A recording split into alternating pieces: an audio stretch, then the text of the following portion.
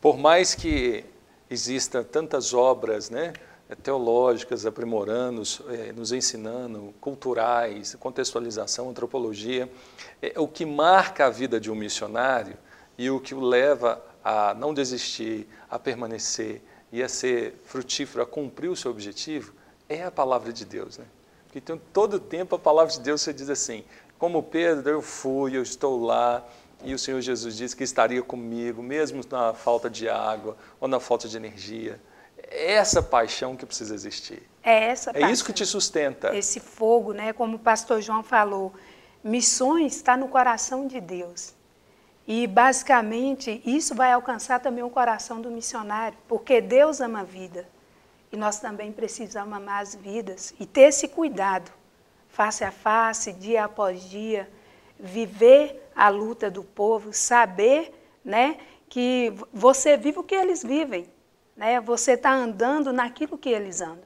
Fala aí andando naquilo que eles andam, eu queria que você desfilasse aqui para a gente, que a Roseni, gente, hoje está caracterizada como uma verdadeira, como é que fala? Guineense. Guineense. Então vem cá, dá a volta aqui, desfila para a gente. Vai lá, você pode ir por lá. Olha a Rose. Vem, olha, primeira vez é um paradoxo, um desfile missionário, né, gente? Às vezes... Isso, as roupas típicas. Essas roupas são típicas. Agora me fala assim um pouco, olha, deu até uma voltinha mesmo. Fica ali na frente da gente ali. E me fala assim, descreve um pouco sobre essa roupa. Eu vejo que é bonita a roupa. É bonita. Essa é uma roupa que ela é tradicional de Guiné-Bissau, né?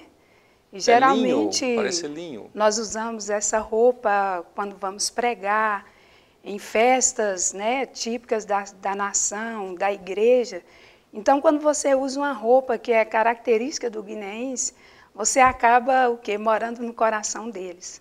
Quando você usa a roupa que eles usam, quando você fala a língua deles, então aí você pode ter certeza, eu fui aceita na cultura. Ah, que coisa linda, palmas para você. Deixa, pode se voltar, pode sentar. E ela já fala a língua, né? Ela já fala a língua. Não, o que a gente vê assim, tem que voltar rápido, né? No seu coração, assim, parece que é isso. A paixão por aquele povo, pelo que Deus plantou no seu coração, se tornou maior, a causa se tornou maior para você. Maior, né? E aí, João e Lília, a gente tem até uma pergunta. Esse é um trabalho que a Lagoinha tem desenvolvido. Exatamente. Então, a gente ouvia a Roseni falar, podemos dizer assim, é fruto de uma visão missionária que a Igreja Batista da Lagoinha tem e que isso tem gerado paixão. Exatamente. Verdade. Fala para a gente hoje sobre esse trabalho, essa preparação missionária que a Lagoinha tem feito. A Lagoinha é uma expressão do corpo de Cristo e a Lagoinha quer cumprir com o chamado de Deus para ela. A Lagoinha quer abrir espaço para essas pessoas que o próprio Espírito Santo está chamando, conforme a gente vê em Atos, no capítulo 13, na verdade, o Espírito Santo chama as pessoas. São tomadas por esse amor do coração de Deus pelo mundo. Então elas começam a orar, aquilo começa a inquietar o coração, elas começam a, puxa vida, aqui não é o meu lugar. E elas nos procuram lá na igreja, olha, Deus está me chamando, eu tenho que ir para essa nação, eu tenho que ir lá para Guiné-Bissau. E como é que eu faço? Então a gente dá todo o suporte, a gente começa a orar com essa pessoa, envolve ela na igreja, proporciona para ela um treinamento missionário. Nós temos o CTMDT, e o CTMDT a gente tem um curso de louvor e adoração, também temos um curso de missões, um curso muito bom. Nós então levamos esse vocacionado para o seminário, damos toda a capacitação teórica, depois encaminhamos esse vocacionado para um estágio prático, ele fica 1 ano lá. Você fez estágio em Guiné, não foi? Eu fui como estagiário, Você era aluna do CTM? Fui aluna. Eu te dei aula não, né? Não. Acho que você foi logo Você no veio início. depois. Eu fui em 2007 e 2008. Ela é antiga, Chaval. É antiga. Ela é antiga.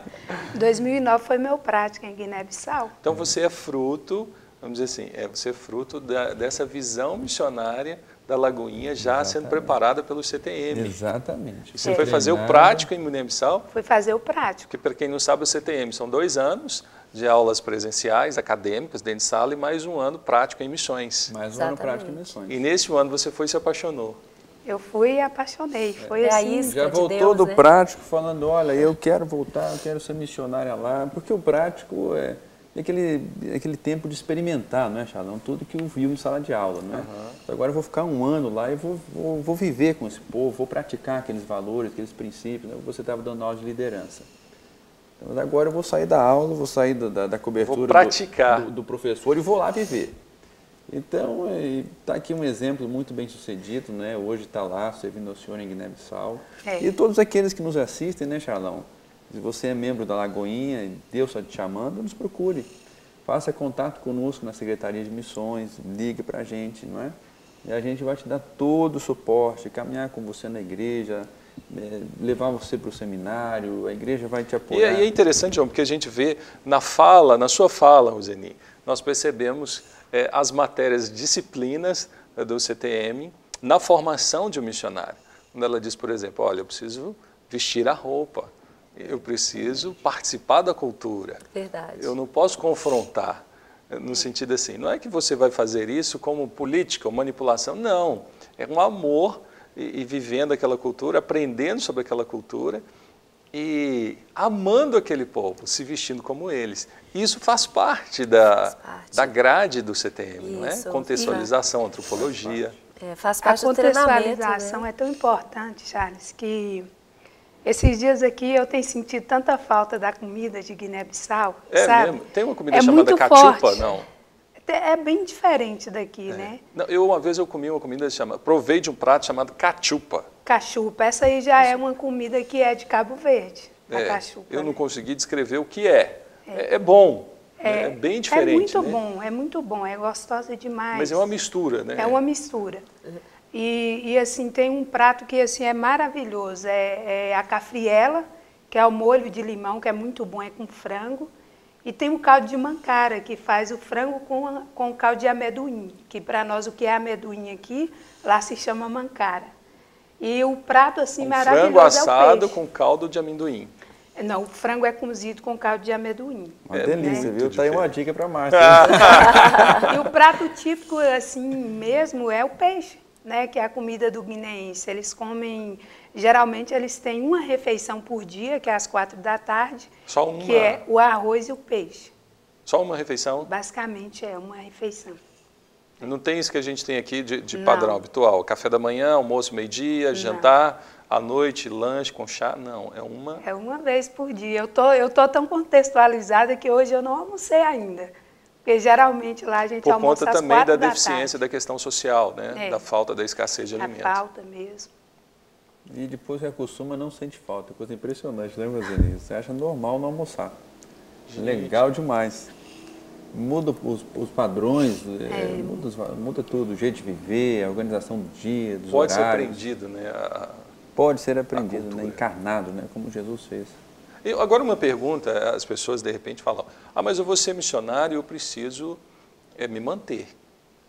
Como é que eu vou me manter? E eu lembro que experimentamos isso, um amigo quando ia para missões, não, pode deixar que nós vamos te sustentar. Mas a gente percebe que as pessoas às vezes esquecem. Não deveria. De repente, até se você tem em casa, fez um compromisso de sustentar algum missionário, obra missionária, irmão, não quero te cobrar, trazer qualquer culpa. Mas reveja, porque às vezes as pessoas vão, né, e elas acreditam naquela palavra. E como é que funciona? Como é o sustento? Como é que é sustentado o missionário? Como acontece esse sustento? Até se alguém quiser agora enviar um sustento, enviar uma oferta, para onde vai? Como é administrado isso? Olha, o entendimento que a gente tem, Charlão, é que Deus escolheu a igreja para dar cobertura para aqueles que vão. A gente, por exemplo, vamos ler esse texto aqui de Atos 13, o versículo 1, diz que na igreja de Antioquia havia profetas e mestres, Barnabé, Simão, chamado Níger, Lúcio de Cirene, Manaém, que fora criado com Herodes, o tetrarca, e Saulo.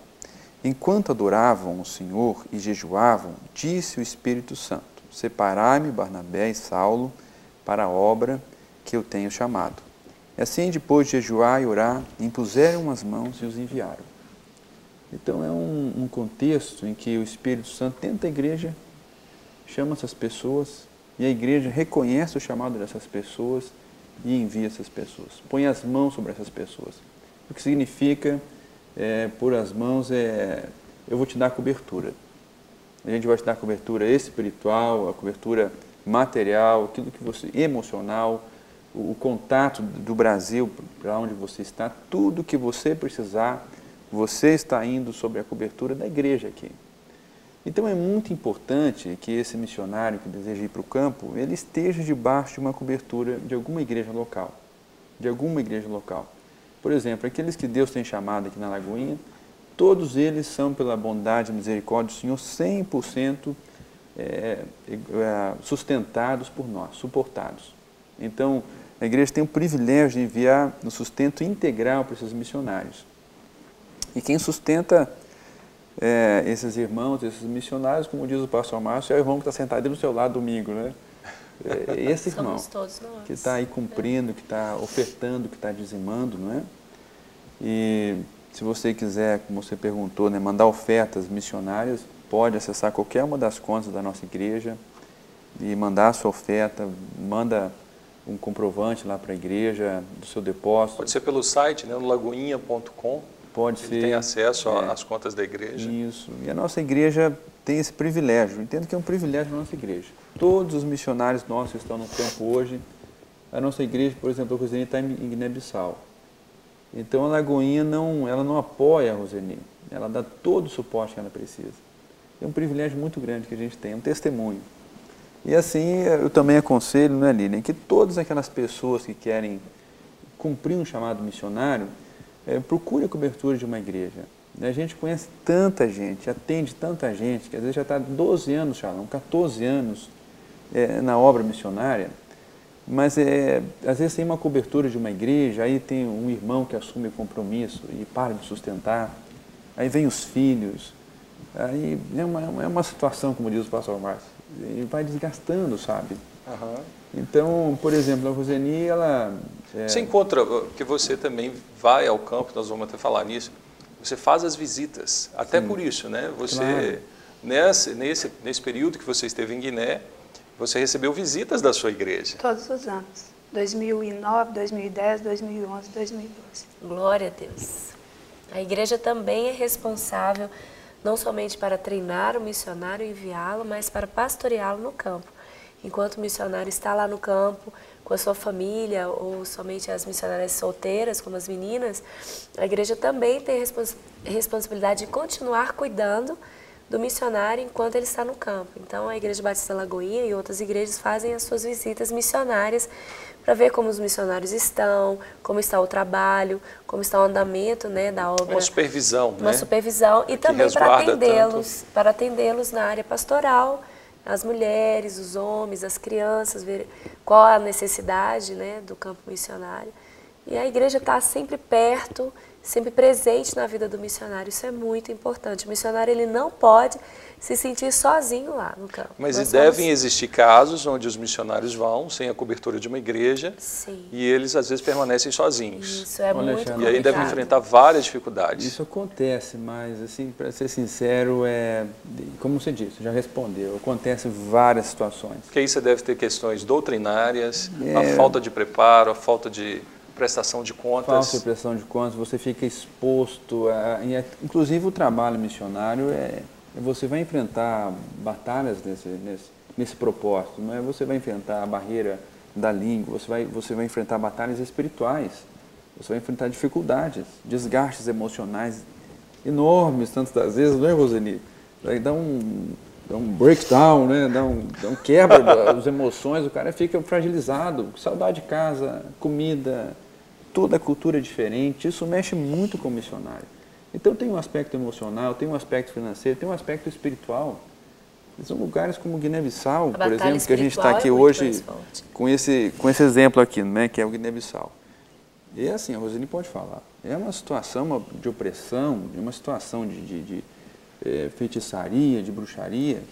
Assim, não é difícil você encontrar, às vezes, um cara que está lá na igreja lá e consegue levitar. Assim, que isso? É uma coisa maluca. Feitiçaria agora, mesmo. Isso. Agora, fechando essa reflexão, né? Você imagina esse missionário que está lá e que foi sem uma cobertura de uma igreja. Não é? Que situações ele está sozinho, ele está vulnerável. Que situações que ele vai viver, não é, Xalão?